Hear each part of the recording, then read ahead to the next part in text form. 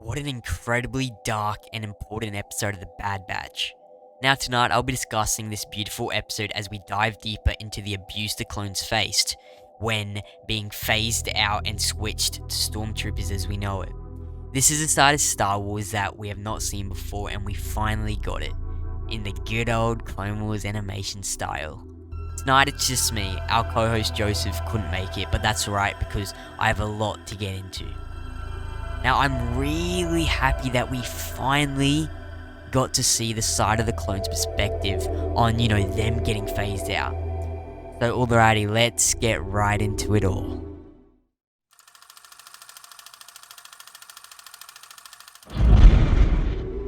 It first picks up with Crosshair, which was great. I was so happy to finally see him again, as these episodes with him and the Empire are always so dark, and I have said it before and I'll say it again. The best Bad Batch episodes are the Dark Empire ones, and it's been 10 episodes since we last saw Crosshair. I know it's been crazy. So unfair. Poor Crosshair. Now, this episode starts with Crosshair being briefed on a new mission for a new Lieutenant Nolan, who has just joined the Empire. And he's a total dick. I'll leave that at that for now, but,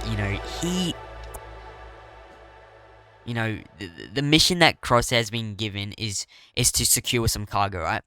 And right off the bat, Lieutenant Nolan is just a total dick and such a hateable character. I was wishing for him to die at the end, and thankfully, that kind of, Crosshair went. Crosshair and Lieutenant Nolan land on Barton 4, which is where the mission is being taking place. And they head to the base where they see droids moving cargo and only 3 clones left. Mayday the clone says that they waited 36 rotations, which is 36 days, for him to come in and help. This again shows and proves that the Empire doesn't care about the clones anymore. Now, this episode really demonstrated that, Palpatine and the Empire as a whole no longer care about the clones, and, they want to wipe them out and build a new army. The clones are no longer getting any food, supplies, or care when stationed on outposts by the Empire. Now, this is the episode that Crosshair finally cracks and finally realizes his brothers were right about the Empire. You were right.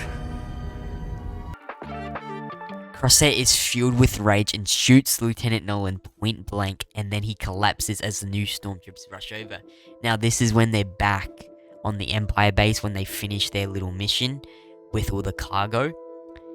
Crosshair had enough of Lieutenant Nolan and did what we all wanted. He went pew pew, and Lieutenant Nolan drops to the ground. He collapses and he's gone. He's gone skis. But then Crosshair, he collapses, and then we next see Crosshair as he's woken up on which could very possibly, it's got to be right, Mount Tantus, by a female clone doctor who is running tests on him. So now, the big theory that we all got to wait for is what is going to happen to Crosshair now.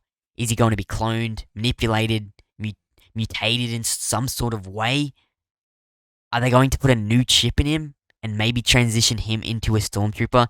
Since he has beastly military skills. Shout out to Star Wars Theory, who said this in his breakdown, that maybe his DNA is going to be harvested, to be the ultimate clone. What if they take some of his DNA like they supposedly did with Yoda, like what Palpatine supposedly did with Yoda to make Baby Yoda, Grogu, the Zillo Beast. So what if they take a bit of his DNA to then create the ultimate clone? That would be quite cool because, as I said, Crosshair has beastly military skills, and, they are very useful to the Empire. And I'm sure they want him for that. From here, I think Crosshair has turned back good and has realized that his brother's points of views. From a certain point of view. Because, they left him. At the start of the Bad Batch show, Crosshair follows the orders to execute Order 66. His brothers, Echo, Hunter, Tech, Wrecker, they all think it's wrong. They're like, what? That's not who we are. We're good people. And Crosshair's like, it's an order. We gotta follow orders. That's what we were born to do. Made to do. And now I think Crosshair has finally realized, and he's finally snapped on the Empire, and he's definitely going to go back to his brothers if he survives. I hope Crosshair survives. Crosshair, I hope we get him in live action one day. He's such a sick character. He's had a interesting storyline, and I hope we get more of him. They could go back in Clone Wars days of when the Bad Batch started. It'd be so cool to get an origin. I love origin stories. What can I say? But anyway, I did absolutely love this episode. It gives me chills. It just these kind of episodes of the Bad Batch, dark Empire gritty episodes gives me chills, and it just feels so Star Warsy. It feels so much like Star Wars. And I got to give this episode a straight 9 out of 10. I really do. It could have been a little bit more faster. Not like shorter runtime, but getting not more to the point. But I felt like when they were on the mission, I must say, it was a very good character development episode. Very good character development for Crosshair, and it's gonna mirror what happens next. It really will, I think. Mirroring two different sides of Crosshair. Um, but it was a slow episode, and if you know me, I hate slow episodes. But I can respect this episode so much, and it's got to be one of my favorite Bad Batch episodes. I loved it. Like out of every Bad Batch episode, this is up there. You know, it's full story. It is full story, and if you know me, again, I love stories. I love fast-paced stories. But this had all story. It was very well written. The animation is, a few episodes of seasons, the animation was a bit clunky, but I feel like the animation is really just getting better with every single one of Dave's animation projects.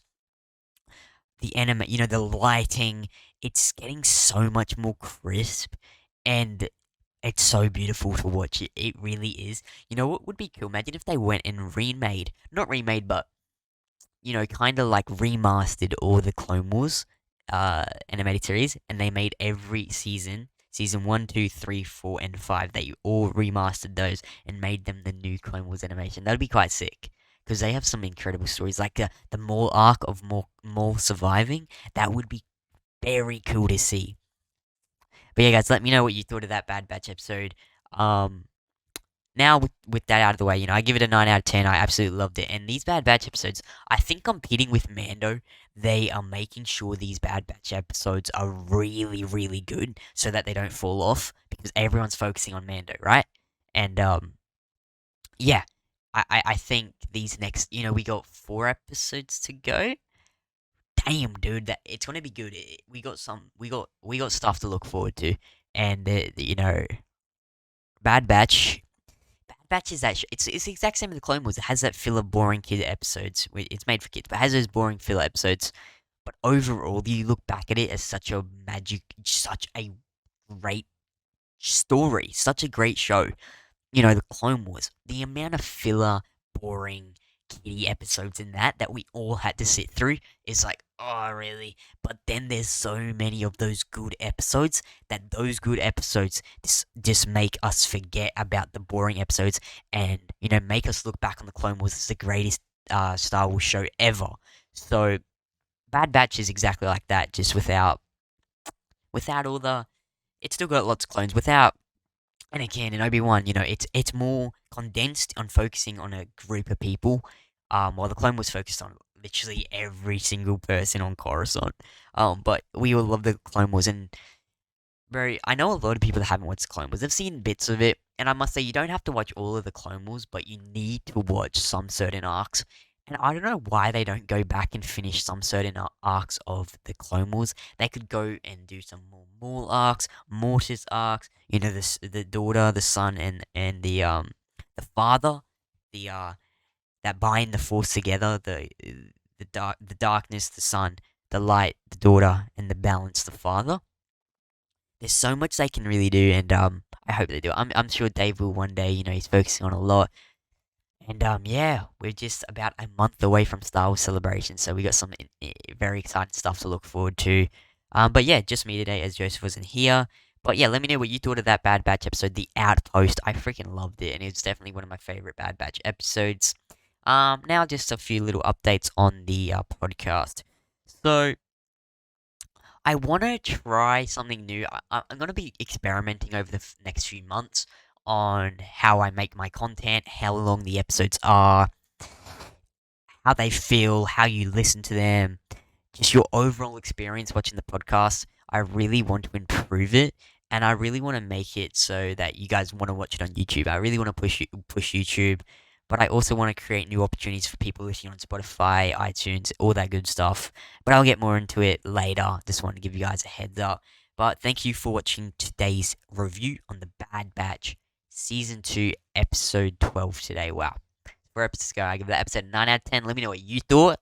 And yeah, I'll see you in the next episode of the Movie Pod Podcast. Bye now.